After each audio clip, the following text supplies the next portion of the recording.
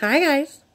Okay, so yeah, I'm sorry, it's been a little while since I last vlogged, which basically means rattled on about nonsense. Still unemployed. Boo. Focus. There we go. And there's not a whole lot really more to say about that at the moment. I'm working really hard. I'm applying for jobs that I'm overqualified for. I'm applying jobs that I'm underqualified for. I'm applying for jobs that I'm just right for. And I haven't gotten a call in 3 weeks. So there really isn't much to talk about there. I'm starting to do a little bit better mentally and emotionally. I'm still struggling with feeling depressed and overwhelmed and defeated, and but I think I'm starting to really kind of come out of that a little bit, finding a little bit more motivation, finding a little bit more of like, okay, everything's going to be okay. I've got to just keep moving forward. Because when you get discouraged and when you get overwhelmed and when you get into that place of depression, it's like you don't move. You don't go forward. You just sit and you stay in the same spot. And that's basically where I've been, at least for the last couple of months, if not longer. But I think I'm reaching the end of that. Woohoo! So yay. I'm trying, and I think therapy's helping. I think having someone to talk to and it's always helped me, because the thing is I know the right things. I know how to encourage other people, but for whatever reason I cannot internalize that myself. I can't tell myself what I would tell somebody else in my situation. It just, it's just like they always say, it's, easy for you to say kind of thing. I'm very encouraging to other people and cannot be encouraging to myself because my self-esteem is crap and, whatever. Anyway, I really didn't want to talk too much about that today because, it's boring. I did want to talk about something that happened on Saturday. So Bo and I were sitting here, we were watching something on TV. I think we were watching The Orville. We finished that this weekend. It's a really good show. You should watch it. It's really funny. I'm a huge Seth MacFarlane fan, so I was on board with it when he said he wanted to watch it. He's not so much of a Seth MacFarlane fan. He's just more of a sci-fi fan. So it was just the perfect show that was, for us to watch, that we could both agree on. And Wesley, the little... Anyway, you've seen Wesley before. He's the little Yorkie that basically barks at anything and everything for no reason, just randomly, I mean, we're used to him barking all the time. And he started going crazy, barking at the back door. And, normally we would be just, shut up, Wesley, Wesley, come here, but for whatever reason, I don't know what it was. I think initially he was like, you know what, I gotta go. Bo was like, I gotta go to the bathroom anyway. I'll just go see what he's barking at. And he goes back there, and all of a sudden, I hear him yelling, Rachel, call 911. I was like, why? Because I couldn't imagine. It's like my brain couldn't grasp anything wrong, It's like, what could possibly be happening in our backyard that's 911 worthy, you know, because all of the dogs were in the house. It wasn't like anybody was getting killed. And it didn't even cross my mind that there would be somebody in our backyard that didn't belong, or that wasn't even on my radar, my scope of, you know, I don't know. And of course I'm very stubborn, and I'm not going to call 911 until I know exactly what I'm calling 911 for. So I got up, and Bo was like frantic, ran in the bathroom, and I'm like, what are you doing? And about the time I got to the bathroom, I looked over out the back door, and it was just orange. And I've seen that before. When I was a little girl, we had a fire. We had a house fire, and it was like deja vu. But and it's easy to laugh about it right now because it is actually a little bit comical. But of course, in the moment, nothing about it was funny. Even though I think I might have laughed a little bit at him. He was just absolutely in a panic, and he got this we use this white trash can to fill up the mop bucket that we have, because, you know, it's awkward to pick mop bucket up into the bathtub and fill it up. So he grabbed this trash can, and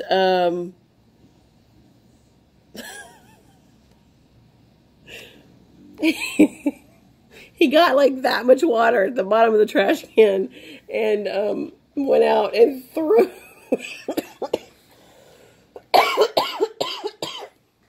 it on the fire. And I was like, why don't you just get the hose? And he just it's like, he was like looking at me like, what are you talking about? What is this hose that you speak of? And so I went and I got the hose, and I fought the fire, and I won. I did. I eventually got the fire out, and we were really lucky. If it had gone another minute or two, it would have definitely been a 911 call. And I think I can laugh about it now because the only damage that was done was to our deck. But I think, even at the moment, after the fire was out, it was kind of when I started to shake, and, that's typically how I am in those type of situations. I don't panic right away. I don't feel afraid. I had absolutely no fear of the fire. I just do it, and then when the crisis is over, then my body is like, what the hell was that? And I was shaking, and it was just, and my mind was just going like 90 miles an hour, and the only thing I could think about is how lucky we were that it didn't, catch the fence on fire, a neighbor's roof. We have probably 10 trees in our backyard. It's summer in Texas, so it's extraordinarily hot and dry, and the fact that it didn't catch other things on fire, we're extremely blessed. And I just kept thinking, oh my God, I don't think I could live with myself if anybody was hurt or anybody's property was hurt because of this, because of us. So I'm glad. And I think part of the reason that it didn't spread faster than it did is we have a leak. Hello? Hello? Okay. I don't know why my phone keeps unfocusing. But we have a leak in our faucet, in our back faucet, and the hose leaks. And so that portion of the deck pretty much is full of moisture. It's never dry because of that leak. And it's literally that whole side. And it's funny because when you go out and you look at where the fire was, you can tell that it was trying to burn outward onto the deck, but it couldn't. And hello, stop. I mean, you could see where it was kind of scorched at the bottom. But, I mean, not even the leaves on the deck caught fire because they were all wet. But had it continued to burn and continued along, because we have the benches, that's what caught fire, was the bench around the deck. And if it had continued to move down and even jump onto the other side, it would have been a nightmare. It would have been an absolute nightmare if we had ignored Wesley and not gotten up and checked on what he was barking at. So, needless to say, Wesley got a treat. He did. He got a treat. Nobody else got a treat, just Wesley. He was a good boy that night, and it was scary and funny at the same time. You know, it's funny because that type of a fire, and really, it would have been easier if we had a fire extinguisher. But that type of fire, when it gets to that point, like to a raging point, doesn't just go out when you dump water on it. It's not something that just stops because you have thrown water on it. It has completely engulfed the wood, and the wood itself, you know, it's just, it didn't happen instantly, basically. I didn't pour water on it from the hose and then poof, fire gone.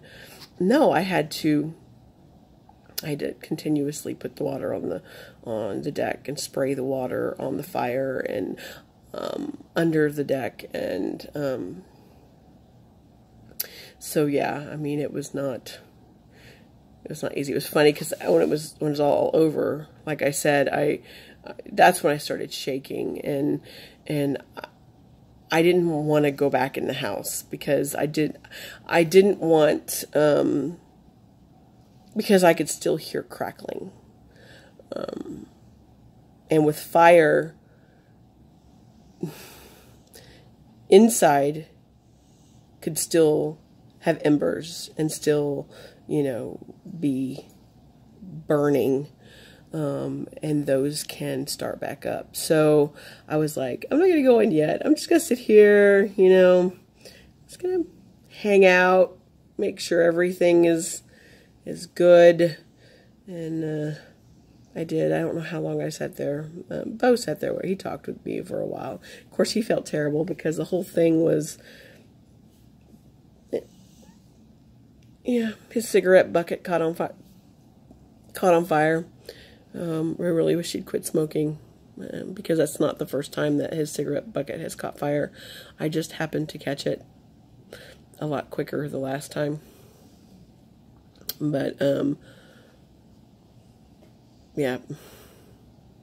And before I would go inside, I had to check the temperature of the wood, you know, make sure I wasn't getting heat still. Once everything was cool, I was like, okay, it's out. It's not coming back. It's out. So, yeah. So the deck is destroyed. Not the whole thing, but that part, which I'm not really heartbroken over. My ex-husband's father built that deck, so, you know, whatever. It's kind of getting a little bit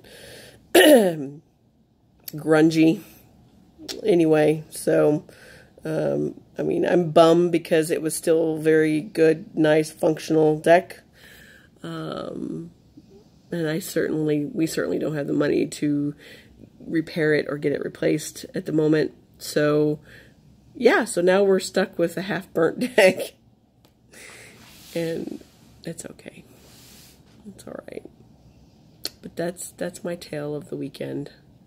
The weekend fire. But that's really all I got to say. Nothing special today. Just pray I get a job soon. Please, please, please soon. I'll see you next time I see you. I wish I did this more frequently and in more of some kind of a substantial, schedule like vlogging, but this is my personal vlog, so nobody watches it anyway. So I do it when I want to and when I need to. Bye.